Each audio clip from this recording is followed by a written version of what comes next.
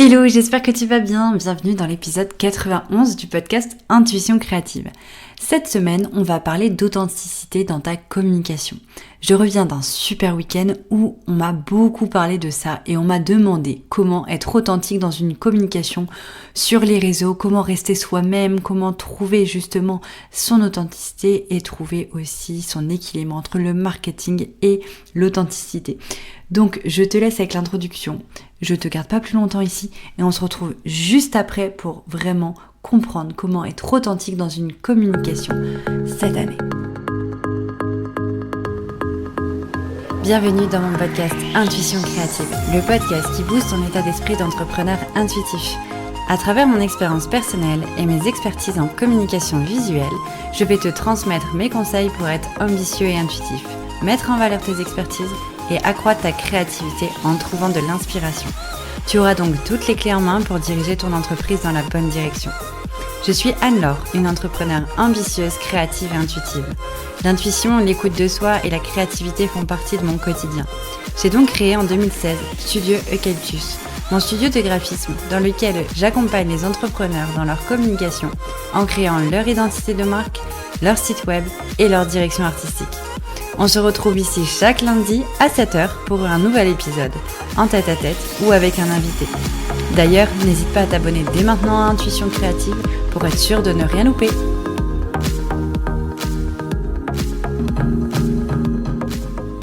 Allez, c'est parti, on rentre dans le vif du sujet. Je suis trop contente aujourd'hui de venir te parler d'authenticité et de communication. Pour te remettre dans le contexte, en fait, ce week-end, j'étais au Bliss Festival à Bordeaux. J'ai rencontré beaucoup de monde. J'ai rencontré des personnes lors d'une conférence où j'ai été invitée par Charlotte Saint-Jean pour pouvoir intervenir et parler un petit peu de mon activité. Et il y a une question qui est revenue auprès de toutes les entrepreneurs qui étaient là, où elles m'ont toutes demandé mais comment être authentique dans une communication quand on n'est pas à l'aise sur les réseaux sociaux, qu'on va devoir apprendre à être dans le marketing, être dans la communication, etc. Et comment justement réussir à continuer à être soi-même, même si on est dans une activité, du coup, une action qui ne nous convient pas, enfin pas qui nous convient pas, mais qu'on ne connaît pas, etc. Et comment réussir à allier justement des notions de marketing, de communication sur les réseaux et sa propre personnalité. C'est un sujet qui, je pense, touche tous les entrepreneurs, surtout dans le monde du bien-être, où la place à l'authenticité est juste ultra importante. On a besoin de bienveillance, on a besoin d'authenticité, on a besoin de connaître la personnalité de la personne, etc. Mais quand on est entrepreneur, on a aussi beaucoup besoin de communiquer et de mettre en place du marketing dans son travail pour pouvoir avoir des clients. Parce que, et j'ai envie de le redire ici, je le partage souvent on est très bon dans notre expertise. Et on pense que ça va suffire, on se met à notre compte avec notre expertise, que ce soit de la naturopathie, du yoga, du graphisme, des soins énergétiques, peu importe, on est très bon là-dedans. Et du coup, on se met à notre compte parce qu'on sait qu'on peut apporter quelque chose de très bon au monde. Sauf qu'on oublie et on pense pas à quel point ça va être important de prendre aussi les autres casquettes. Toutes les casquettes que l'entrepreneur doit avoir pour pouvoir réussir dans sa vie d'entrepreneur. Dans toutes ces casquettes-là, il y a celle qu'aujourd'hui je viens de te parler, c'est celle de la communication et du marketing. Je sais que c'est des termes qui ne plaisent pas, je sais que c'est que tous mes clients aimeraient ne pas avoir besoin de marketing, ne pas avoir besoin de communiquer, mais c'est juste impossible de ne pas passer par là. Ça va durer un temps, le bouche à oreille, mais à un moment donné, il va falloir aussi aller chercher de nouveaux clients pour grandir, pour développer son activité, pour trouver son alignement dans son activité aussi. Donc c'est vraiment important de communiquer quand on est entrepreneur. C'est pour ça qu'aujourd'hui, j'ai envie de t'en parler et de te parler d'authenticité parce que je sais que c'est ça qui fera que tu auras envie de communiquer sur ton activité, sur les réseaux sociaux, sur Internet, etc. Donc, pourquoi l'authenticité est essentielle ? Il y a plein de bienfaits à l'authenticité et c'est pas négligeable dans ta communication. Le premier bienfait va être que tu vas créer une connexion réelle avec ton audience si tu es authentique. Tout simplement parce que du coup, tu vas être toi-même et du coup, la connexion qu'il va y avoir avec ton audience va être réelle. Il n'y aura pas de filtre. Les personnes vont capter qui tu es, vont capter ta personnalité et du coup, tu vas créer des connexions avec des personnes qui vont avoir soit la même histoire, soit la même énergie, soit peut-être, je sais pas, des valeurs qui seront partagées, etc. Et du coup, la connexion va vraiment être beaucoup plus puissante grâce à ton authenticité. Ensuite, tu vas renforcer la confiance et la fidélité de tes clients. Tout simplement parce que si ils voient comment tu es sur les réseaux sociaux et qu'après ils achètent chez toi, qu'importe qu'ils achètent, ton service, ton produit, etc. Mais quand ensuite ils passent à l'action et qu'ils voient comment tu es, une fois que les gens sont passés à l'achat et qu'ils voient que c'est exactement la même chose, que tu es la même personne dans les échanges, etc. en one-to-one que ceux qu'il y a sur les réseaux sociaux, les gens vont avoir confiance en toi et ça va vraiment leur permettre d'être fidèles et potentiellement de racheter chez toi parce qu'ils sauront, en fait, ils verront à quel point tu as été authentique quand tu parles à tout le monde en tant que sur le marketing de tes réseaux, etc., que quand tu es avec eux en solo. Et ça, c'est ultra important. Le troisième bienfait, c'est de se différencier dans un univers compétitif et parfois artificiel. On se l'accorde, sur les réseaux sociaux, on voit de tout. Il y a énormément de monde.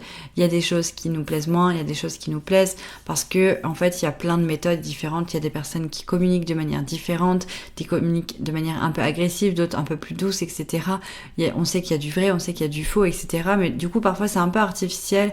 Et en même temps, on doit prendre notre place parce qu'il y a beaucoup de monde et du coup, on sait plus trop comment trouver notre place. Et ben du coup, le fait d'être authentique, ça va te permettre de te différencier à travers tout ça.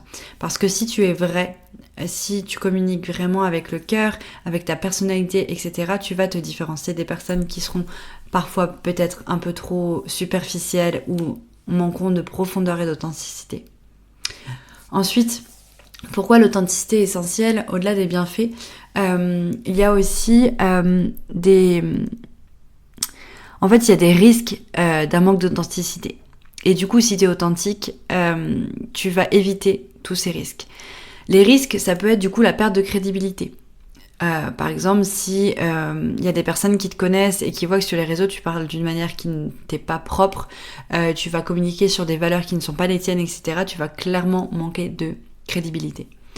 Ensuite, un autre risque que tu peux avoir si t'es pas authentique, c'est le désalignement avec tes valeurs. Au bout d'un moment, tu peux ne pas être authentique. Tu peux tester de faire comme tout le monde, etc., en t'éloignant de tes valeurs, mais au bout d'un moment, tu vas sentir un déséquilibre total, ce qui te fera perdre pied, ce qui te fera manquer de sens, perte de sens, etc. Et parce que tu te sentiras complètement désaligné. Donc à un moment donné, ça va bloquer. Soit tu n'arriveras plus à communiquer, soit c'est les autres qui te mettront des drapeaux pour te dire que là, il y a des choses qui clochent et que ça va pas être pleinement aligné avec toi. Il y a des personnes qui incarnent clairement l'authenticité sur les réseaux sociaux. Il y en a plein. Des personnes qui montrent qui elles sont au réveil, qui elles sont dans leur vie un peu personnelle, sans montrer trop de détails, etc. Mais ça va leur permettre en fait de se sentir... En fait, quand on voit certaines personnes qui sont authentiques, on arrive à créer du lien, on a l'impression de rentrer un peu plus dans leur vie et du coup, acheter leurs produits et leurs services, ça va être beaucoup plus simple en fait parce que elles vont être inspirantes, parce qu'elles vont être spontanées. Moi, par exemple, je sais que maintenant, je partage ma vie sportive un peu sur mes réseaux professionnels, je partage, et j'ai fait sourire du monde ce week-end avec mon surnom, quand je parle de mon surnom qui est un peu... curieux, et ben toutes ces choses-là, ça rapproche les gens et ça me permet vraiment d'inspirer les gens par ma personnalité, par mon mode de vie, etc. Il y aurait plein de personnes à citer. On a par exemple Aline Bartoli de The Bee Boost qui régulièrement fait des carousels de sa vie.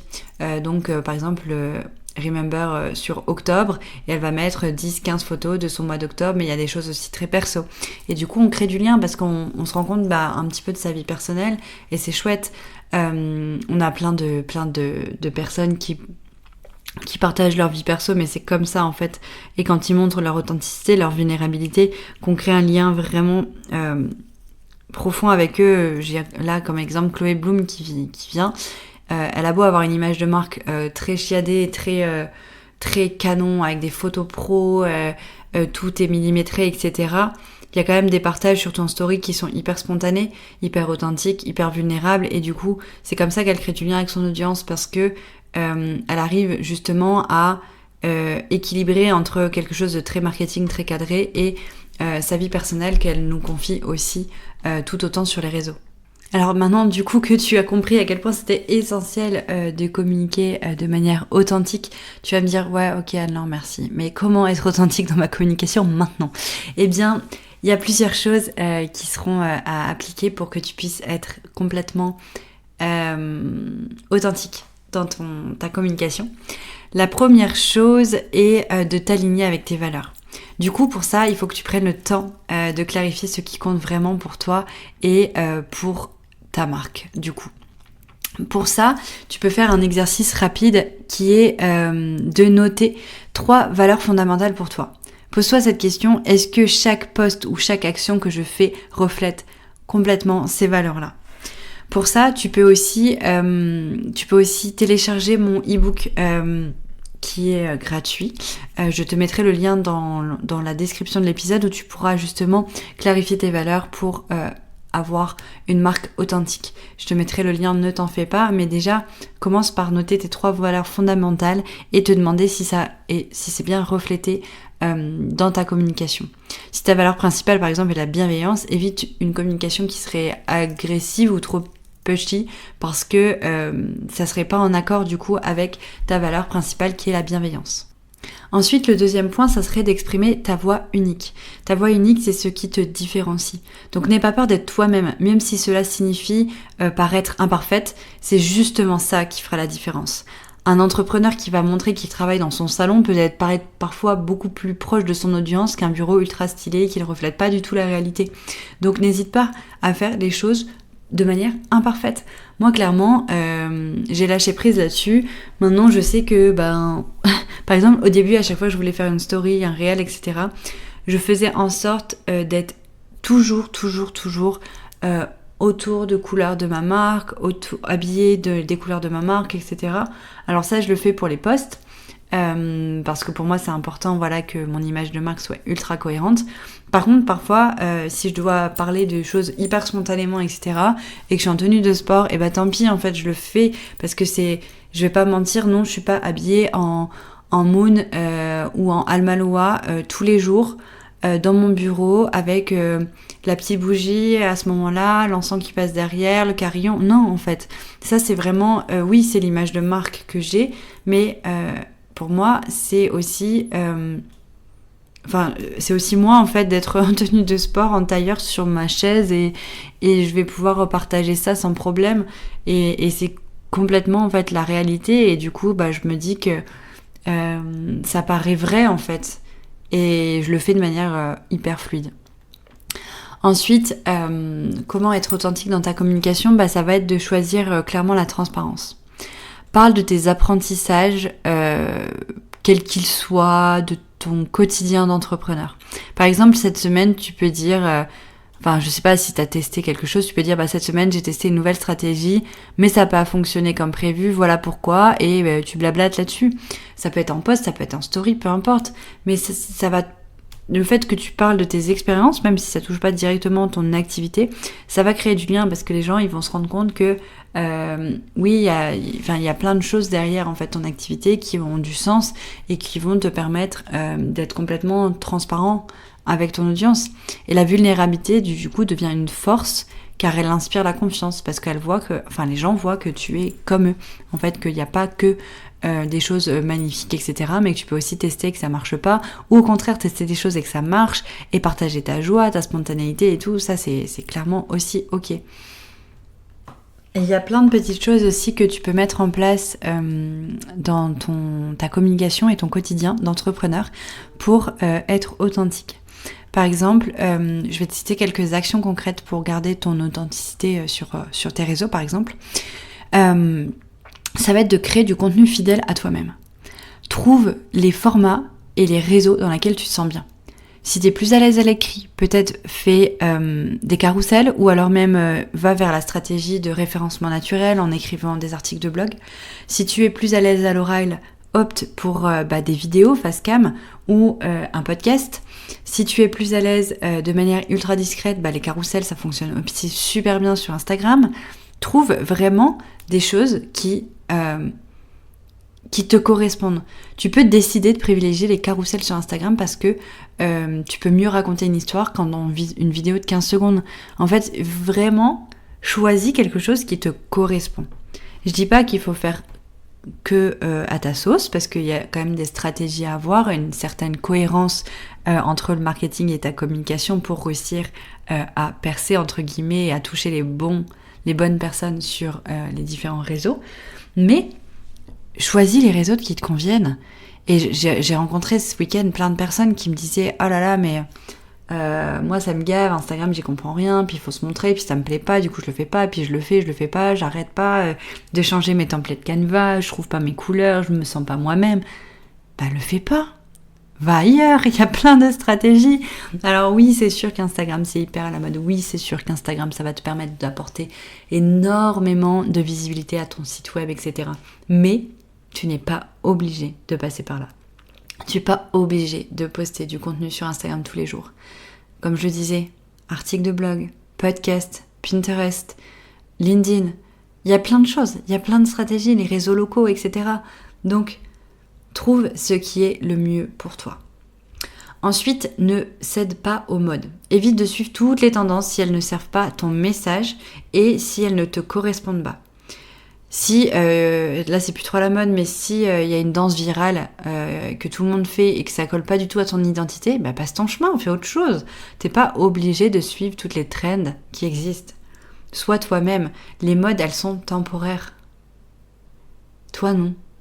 Alors fais les choses en fonction de toi et trouve l'équilibre entre les tendances et qui tu es vraiment. Ensuite, et un point que j'adore, écoute ton intuition. Avant chaque action, pose-toi cette question. Est-ce que ça me ressemble vraiment ? Est-ce que le message que je vais véhiculer, respecte mes valeurs ? Partage une histoire personnelle où ton intuition t'a guidé vers une action qui a résonné auprès de ton audience. Ça, c'est hyper intuitif.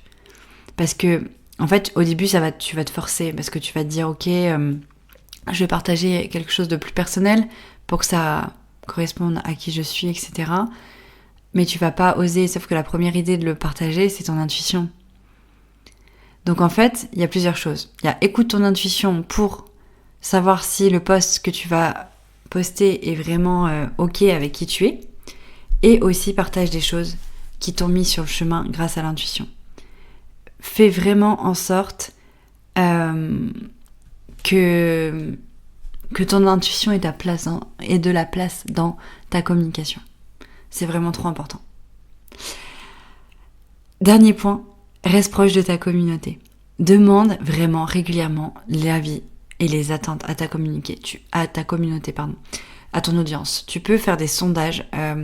Si tu as une newsletter, tu peux le faire facilement. Si tu as Instagram, tu peux aussi faire facilement avec les sondages, etc.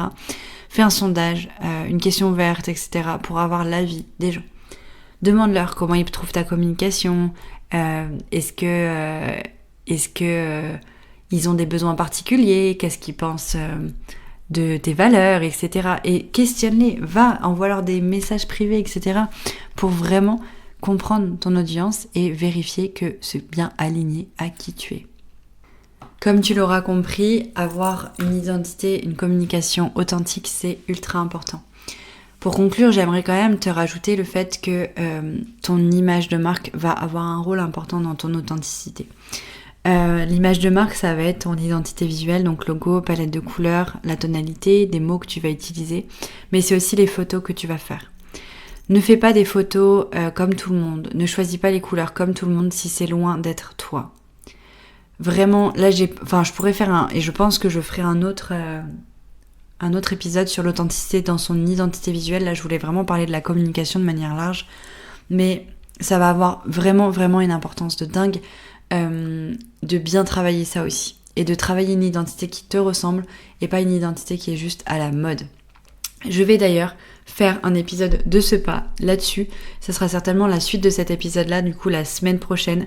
Je me le note de suite, comme ça il y aura vraiment 2 segmentations, celle sur la communication de manière large et sur l'authenticité de manière vraiment dans ton identité visuelle. Je vais faire ça de suite, c'est trop chouette. Comme ça me fait 2 épisodes pas trop longs, qui sont faciles pour toi à digérer et à passer à l'action. Eh bien écoute, c'est parfait. J'espère qu'en tout cas tu auras compris à quel point c'est essentiel. Je te remercie grandement pour ton écoute. N'hésite pas à m'envoyer un message si tu as des questions. N'hésite pas à laisser 5 étoiles pour noter mon podcast et me permettre d'être visible auprès d'un grand nombre de personnes qui pourraient vraiment avoir besoin de moi. Merci beaucoup pour ton écoute et je te dis du coup à la semaine prochaine pour parler à nouveau d'authenticité, mais cette fois-ci dans ton image de marque. Merci beaucoup d'avoir écouté cet épisode. J'espère vraiment qu'il t'aura plu. Si c'est le cas, tu peux me laisser un témoignage sur Apple Podcast. Pour ça, c'est très simple. Sur Apple Podcast, écris Intuition créative dans la barre de recherche. Quand tu m'as trouvé, tu cliques sur s'abonner, bien entendu. Tu descends en bas de la liste des épisodes jusqu'à la section évaluation et avis. Si tu as aimé cet épisode, tu peux soutenir Intuition créative en laissant 5 étoiles et aussi m'écrire un témoignage. Cela me permettra de savoir l'impact que mes conseils ont sur ta vie d'entrepreneur. Et bien sûr, si tu souhaites retrouver plus de conseils au quotidien et suivre mon aventure, n'hésite pas à me suivre sur Instagram au nom de Studio Eucalyptus. On se retrouve lundi prochain à 7h pour un nouvel épisode. Je te souhaite une merveilleuse journée. C'était Anne-Laure, directrice artistique intuitive, fondatrice de Studio Eucalyptus.